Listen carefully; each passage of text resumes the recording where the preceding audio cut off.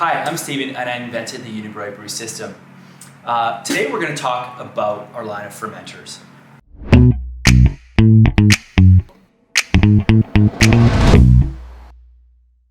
So our fermenters are big, they're heavy, and they're expensive. And I want to share with you why exactly we design our fermenters the way we do and what makes them better than everybody else's. So this fermenter here, this is our 53 liter size. It's essentially, our medium, but you can check out the website for all the different sizes and configurations available. And it's also the heart and soul of our Unibrau Pro brewing system. So it stands alone on its own as a fermenter, and it is a jacketed design. So there's a lot of people out there selling fermenters with drop-in coils, and in fact we used to have a model that did the same. And we stepped away from the drop-in coil for temperature regulation of the fermenter, basically because of sanitary issues and just how difficult it is to clean a coil and to maintain fermentation temperature that way. So we've designed our fermenter as a jacketed, and it's got quite a large reservoir jacket, and it extends the full body of the fermenter. We designed it with a 2-inch dump, and it comes with butterfly valves, and it has lots of ports,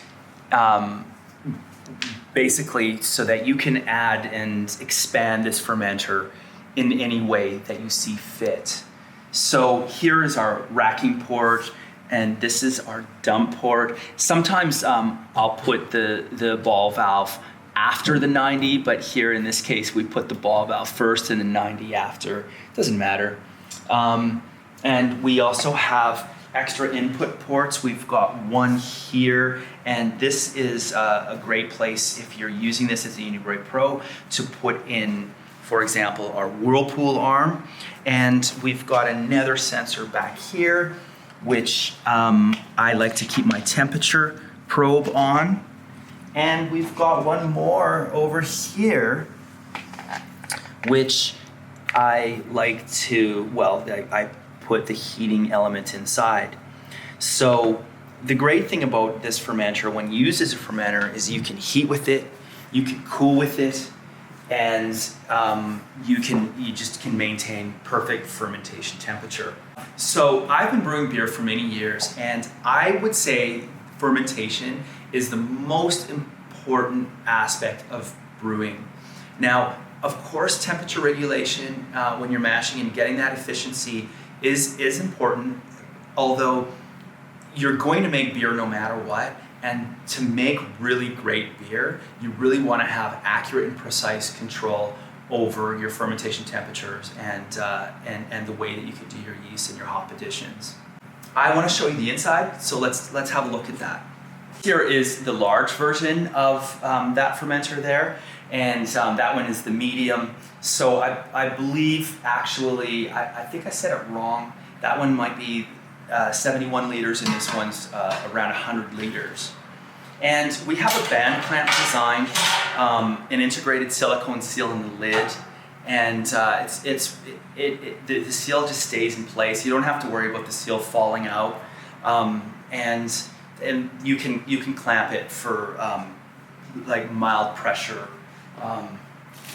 transfers. So we use CO2 to transfer beer out of a fermenter, so we push it, and we're able to get a nice good seal using this clamp. If you look inside, it's mirror polished, and you can actually get a visual of all the ports.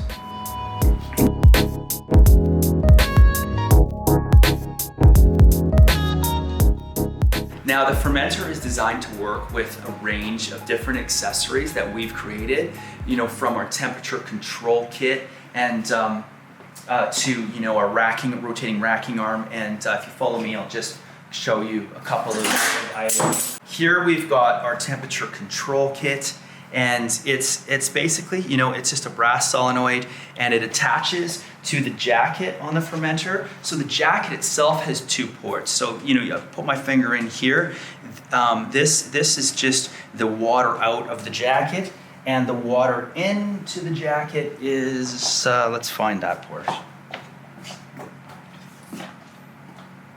Where's the water into the jacket port? Oh, right here. And the water into the jacket is this port right here. Now I usually put a ball valve on this port so that I can freely remove the solenoid and I can keep the water trapped inside this jacket all the time. I don't always have to fill it. It takes a while to fill this. This is almost 5 gallons of reservoir material, so you can imagine how well it's going to absorb heat when you just run a little bit of cold water through the jacket to maintain temperature. So this is the water control solenoid kit. It just attaches via clamp here, and then it's got it plugs into the 120 volts cooling output on our ETC controller, and for that matter, our SV1 controller, and any sort of type of cooling controller that you have. So this can work with the other brands like Inkbirds and whatnot for temperature control.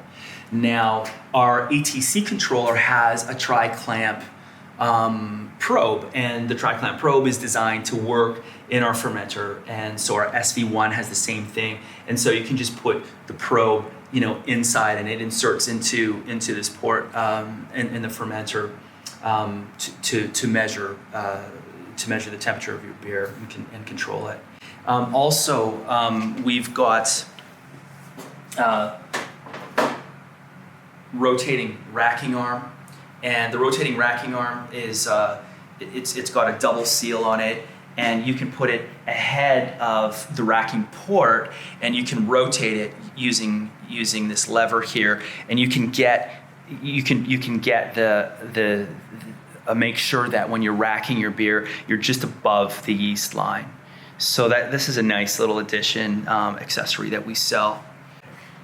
The fermenter also comes with a ruler, and it's a really nice addition to have, because you can just drop it in, and you get the actual lines, and it's nice because you can pull it out, have a look, put it back instead of the internal volume markings. So we're pretty stoked with this, and a whole range of accessories. So the accessories that we've got: rotating racking arm, which is great. You can put it in front of the racking port, and you can get it to the yeast line, right? So you get all the beer out that you want. I found also the hard way that racking yeast is great, when you're harvesting yeast, but you need to leave some in the cone, because you don't want to empty the cone, and you're leaving a whole lot of beer in the cone, right? So, a little tip there. A CIP, which just mounts to the underside of the lid, and this is our whirlpool. So this is just a press-in whirlpool arm. It's pretty cool because you can just press it into the port, and there you go. When you're using this as a Unibrau Pro and you're recirculating hops around, or if you just want to pump hops around, you can absolutely do that. So when you're dry hopping, our filtration kit. So I love this kit. I use this with every single one of my transfers. When I'm transferring out of the fermenter into a keg, it just makes sure that I don't have any debris coming into the keg and clogging up my kegs. There's nothing worse than you've completed a transfer, you've got your keg ready to go, and then you've got to stuck pop it. You can't get the beer out, right? Because you've got this like little particle of dry hop, pellet hop in there, and that can really suck. So we developed this, and we're really happy with the way this worked out. And that's pretty much it, for accessories. Oh, of course, our temperature control kit. This is just unbelievable. It's really simple in its operation. Most of the time you can control fermentation temperatures just with your cold water. And, if you live in a warmer climate, you might want to think about using like a water chiller, or, these external chilling devices. We've got stuff on our blog about that, how to create a chiller, and there's other products available. But for those that are lucky enough to do all of their, where their water stays cold enough year round, this is just a really great way to manage temperatures. So this just attaches to the outside of the jacket, and we've always got a ball valve on the jacket. So we just like so. It's got a garden hose end. You can connect it to your faucet. Also, it's got a plug end, and you can plug it into the cooling output of the ETC controller or our SV1 controller. So I think that's everything about our line of fermenters. If you like what you see, hey, please subscribe and share it. And if you've got any video ideas that you think we should do, we'd love to hear from you. So please let us know in the comment section below. Thanks for watching, and I'll catch you next video.